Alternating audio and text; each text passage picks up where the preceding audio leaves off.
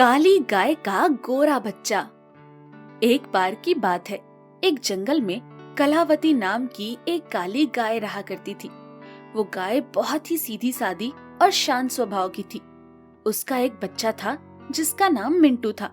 मिंटू रंग रूप में अपनी माँ से बहुत अलग था।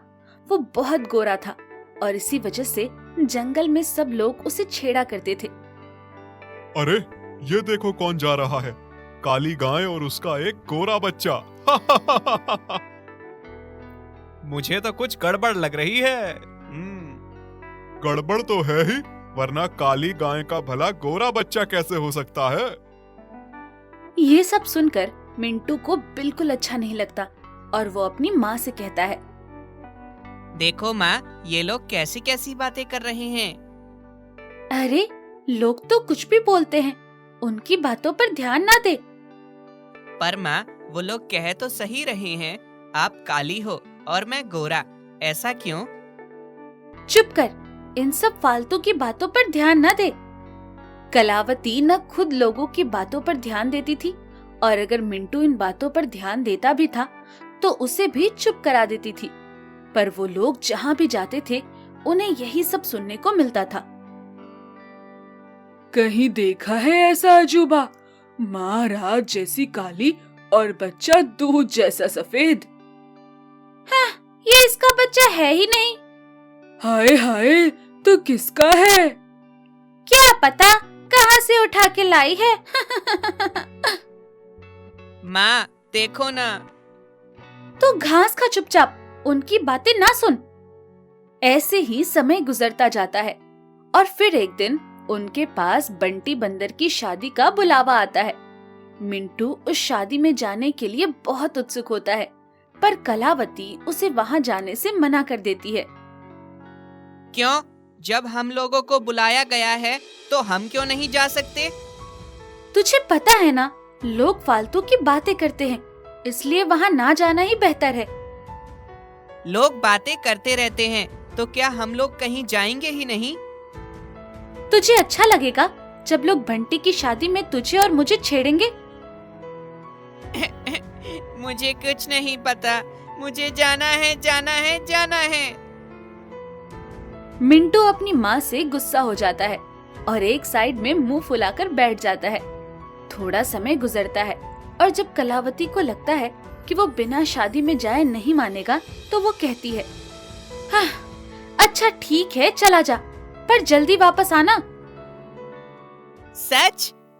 अरे वाह, मैं शादी में जाऊंगा, नाचूंगा, पीऊंगा, खाऊंगा, मजा आ जाएगा, ये।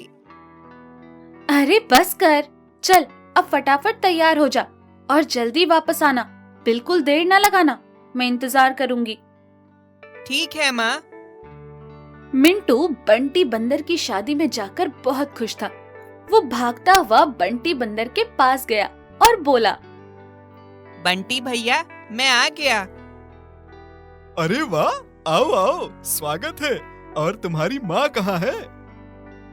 वो नहीं आई, उनकी तबीयत कुछ ठीक नहीं है आज। अच्छा, चलो कोई बात नहीं, तो मजे करो। मिंटू इधर उधर घूमकर सब कुछ देखने लगता है और वो बहुत खुश होता है, पर फिर वो थक कर एक जगह पर बैठ जाता है। वहाँ पर सभी गोरी गायें बैठी हुई होती है।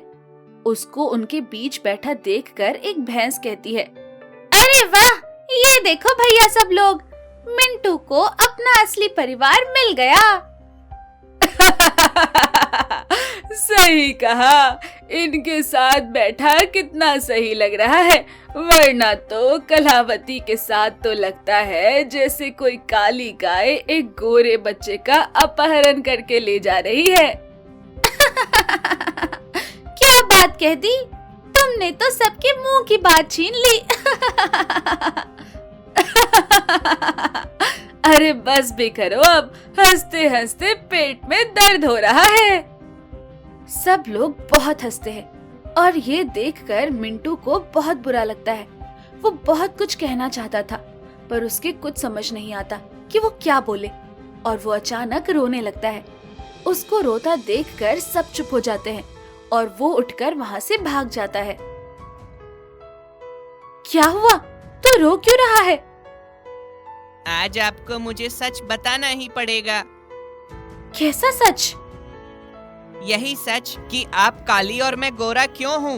आज शादी में भी सभी यही बातें कर रहे थे। बहुत हो गया, मैं अब और नहीं सह सकता। आपको मुझे सच्चाई बतानी ही होगी। सच्चाई यही है कि तू मेरा बच्चा है। लोग जो कहते हैं उन्हें कहने दे। कलावती उसे बहुत समझाती है, पर मिंटू कुछ भी सुनने को तैयार नहीं होता है और गुस्से में घर से चला जाता है। कलावती उसे ढूंढने निकलती है, पर वो उसे कहीं नजर नहीं आता। हे भगवान, मैं क्या करूं? ना मैं उसे सच बता सकती हूँ और ना झूठ के सहारे रह सकती हूँ। तूने तो मुझे धर्म संकट में डाल दिया है। मिंटू 2 दिन तक यूं ही जंगल में इधर उधर भटकता रहता है और घर नहीं आता।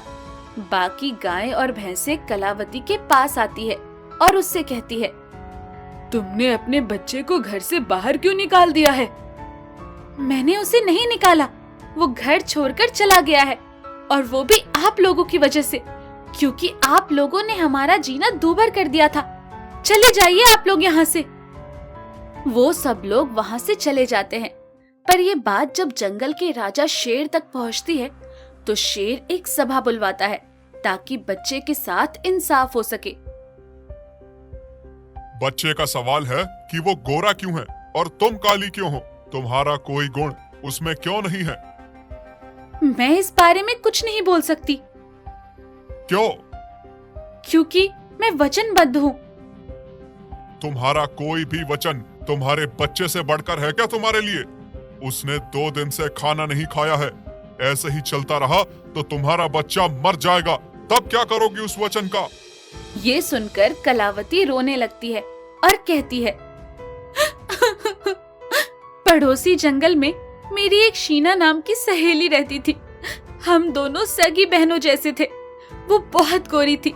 मिंटू उसी का बेटा है, पर मिंटू के पैदा होने के तीसरे ही दिन उसकी एक बीमारी के चलते मौत हो गई।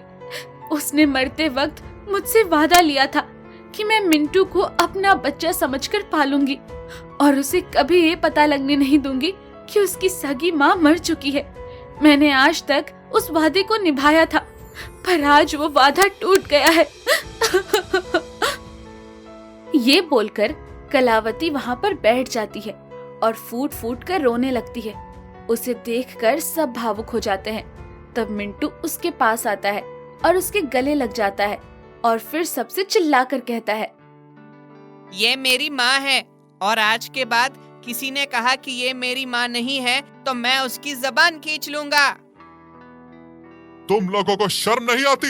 एक गाय पर इस तरह से लालछन लगाते हुए? उसके बच्चे को इस हालत तक पहुंचाने के जिम्मेदार तुम सभी लोग हो। बस फिर सब लोग कलावती और मिंटू से माफी मांगते हैं और उस दिन के बाद फिर कभी भी कोई मिंटू या कलावती को कुछ नहीं कहता और वो लोग खुशी खुशी रहते हैं।